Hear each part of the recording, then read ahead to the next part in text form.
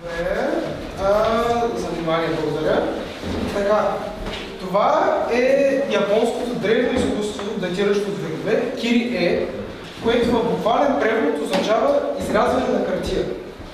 В това изкуство се изисква огромно търпение, голяма прецизност и изключително внимание.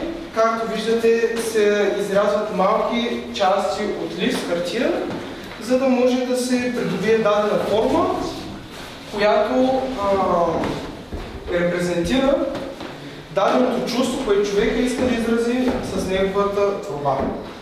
Тук може да разгледате различни видове, от които децата са ги направили те. Аз съм бил човека, който им помага.